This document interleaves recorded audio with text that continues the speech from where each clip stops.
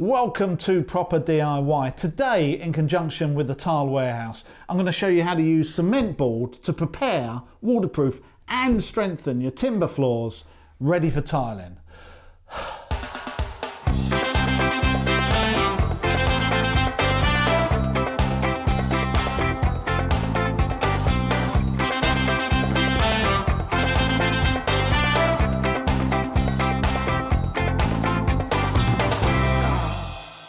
In this video, I'm going to show you how to use cement board, or backer board as it's commonly called, to give you that all-important protection against water and to prepare a wooden floor ready for tiling. Now, cement board is exactly what it says. It's made out of cement and it's not porous in any way, so it's never going to suck up any water or warp or deform at all.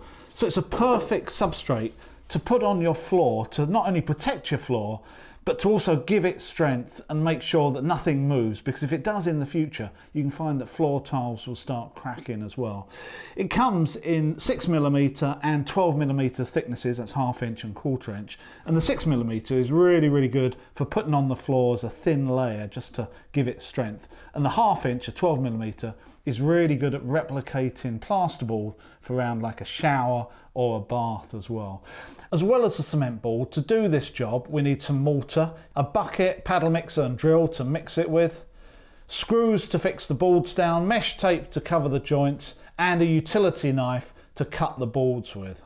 And last but not least, PPE, so some gloves for manual handling and a dust mask so I don't breathe in any cement dust or any of the adhesive dust when I start mixing that. Before laying anything, I'm going to start by sweeping and cleaning the floor the best I can, just to make sure that there's no dust or debris on the surface.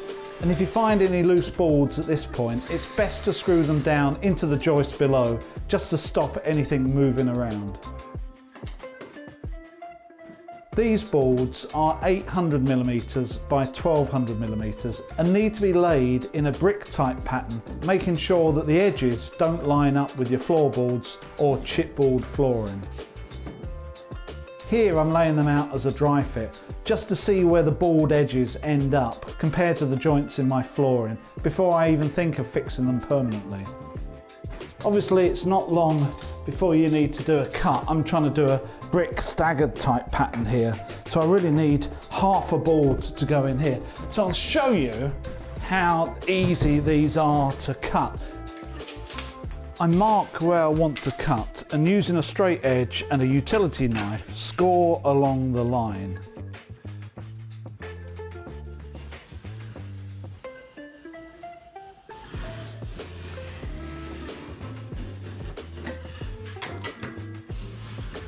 After a couple of passes, the knife just follows the score line.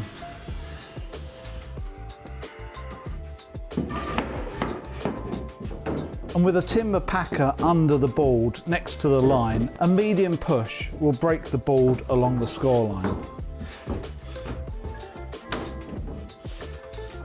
These type of cement boards should never be cut using a mechanical saw, like a circular saw for instance, as it creates a huge amount of cement dust. So keep away from anything mechanical and protect the cleanliness of your home and your lungs.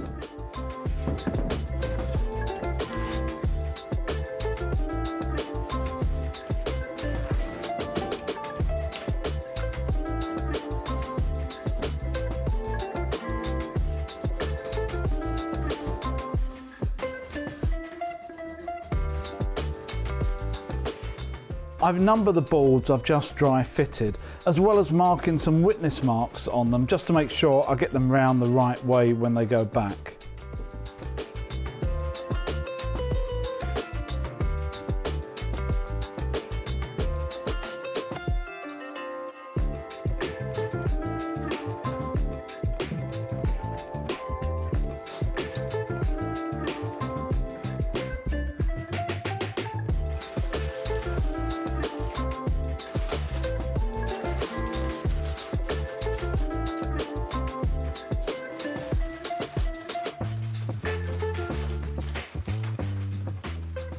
I'm using flexible adhesive here to help bond the boards to the floor, as it's going to give a little bit of flex to the board and will fill in all the gaps between the flooring and the boards.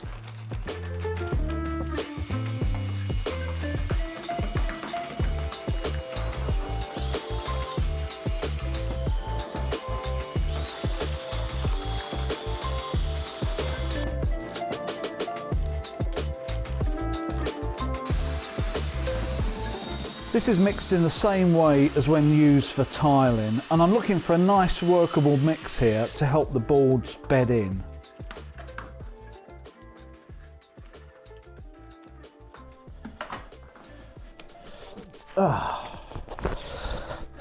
So that looks just about right to me. I want it fairly runny so I can move the boards about, and I've got a little bit of play. I think that's just about right. So, time to get the boards down.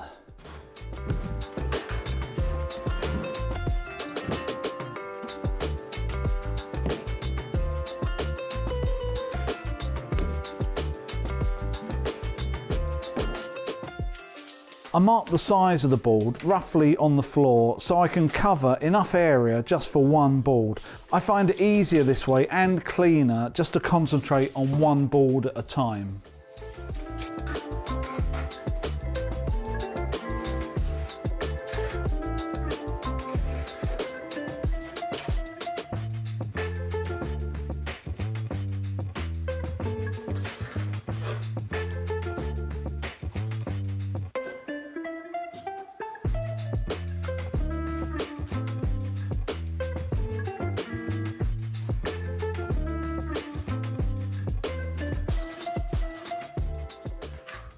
So I'm just using a 6mm notch trowel here, but the opposite side is flat, so you can smooth it around without the notches and then notch once it's all completely covered, which I think it just about is.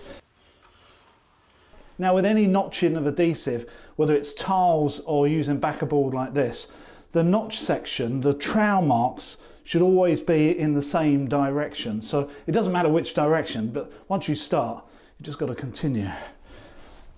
For the final pass on the notch trowel, I'm aiming to keep it at around about 45-degree angle. That way my adhesive bed on every trowel line should be near enough regular and consistent throughout.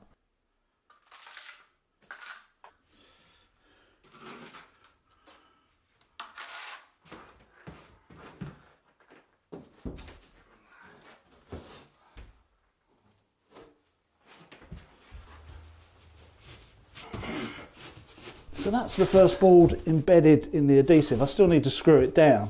But one thing I haven't mentioned is that it's important to leave a gap around the perimeter between the boards and the wall and between each board of around, they suggest, 3mm.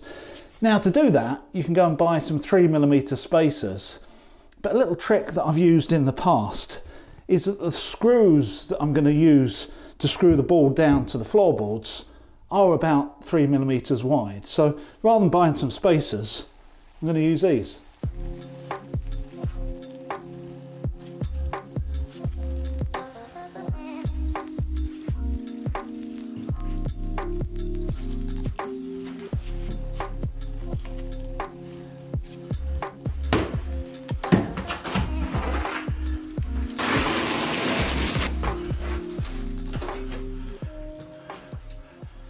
So that's the first couple of boards down, and I've just checked it for line and everything looks good. I've got the required 3mm gap around the outside and between the boards, plus or minus, using my little trick with the screws. So now it's time to screw them down permanently. Now the screws I'm using are actually sold by the same company as the board, and they recommend 25mm long. That means that the board is screwed down to your floorboards or your chipboard, not all the way through into your joist. It just doesn't need it. The adhesive is there to level it all out and spread that load as well, so it really doesn't need to go all the way through to the joist.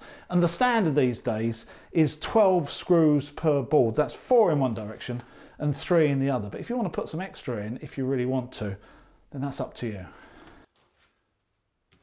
Screwing the boards down to the floor is straightforward. Just make sure the heads of the screws are level with the top of the board and keep them at least 15mm away from the edges and 15mm away from the corners. The grid imprint on these boards really helps to set the screws out easily and make sure that you don't get closer to the edges than you need to.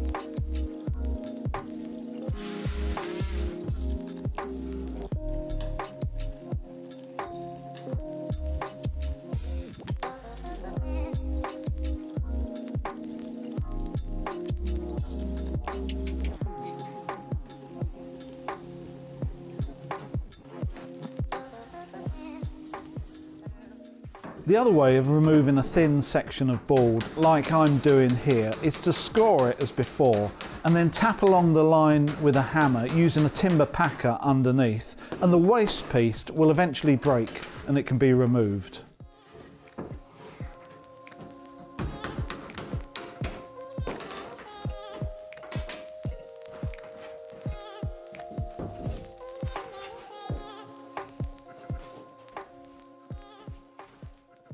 Also, small areas can be cut out of this type of board just simply with pliers, if you need to cut around an architrave for instance.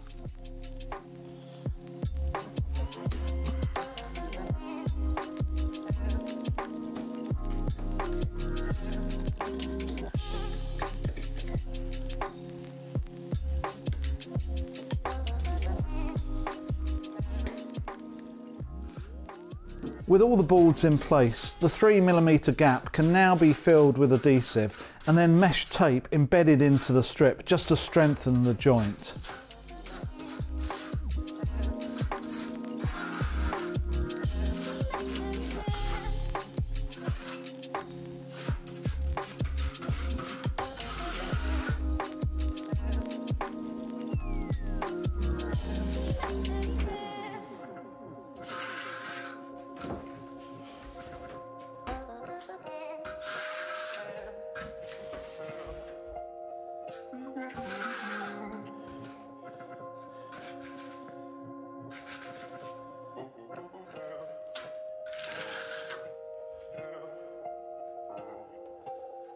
Here I'm aiming at a final feathered joint between each board of around 150mm or 6 inches.